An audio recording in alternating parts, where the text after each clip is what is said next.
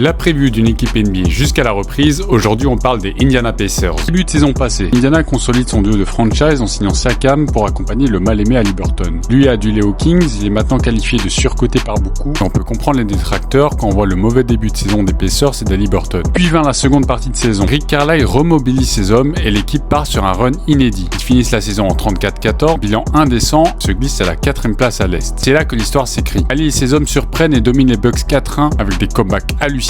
Il joue ensuite le même tour à Cleveland, pourtant l'un des favoris en début de saison. Pour parachever ce chef-d'œuvre d'histoire d'underdog et inscrire à jamais le surnom de Comeback Team dans la roche, remporte les finales de conférence 4-2 face aux Knicks pour atteindre leur deuxième finale NBA de leur histoire. Et ce n'était pas volé. Turner est parfait en big man modern shooter, Siakam est un modèle de régularité et de leadership, Nembhard a cette fourberie nécessaire à tout titre, Nesmith est incapable de se louper à 3 points, Bitopin est le Factor X incarné, Haliburton mène ses guerriers et apporte cette folie dans le money time pour finir le travail. Une masterclass tout simplement. Ce scénario hollywoodien aurait pu se solder par une victoire sur les favoris au titre dans un Game 7 de finale. Le conte de fées s'est mué en drame lorsque Tyrese se fait le tendon d'Achille en milieu de premier quart, alors qu'il offrait un récital à 3 points. Oui, ça refroidit d'un coup. La saison presque parfaite. Maintenant, il faut difficilement se tourner vers l'avenir. Indiana, qui devra évidemment composer sans Haliburton, voit malheureusement Miles Turner rejoindre les Bucks, un des joueurs inhérents au run d'Indiana l'an passé. Chance sera donnée à James Wiseman au poste de pivot malgré son début de carrière difficile. De toute manière, il n'y a pas de concurrence. Siakam, Nembhard et Topin restent dans l'équipe et ont re-signé. Il y a une superbe nouvelle pour la continuité. Mais cela, pas vraiment de mouvement majeur à Indiana. Il y aura une saison de transition en l'attente du retour de Tyrese et qui continuera à développer un jeu alléchant avec la majorité de son effectif re-signé. Et dans cette conférence S, il y a de la place pour prendre un spot de playoff. Vous l'aurez compris, c'est la saison de la patience à Indianapolis. Et pour vous, que peut-on attendre de ces Pacers? En tout cas, on se dit à demain pour une nouvelle preview.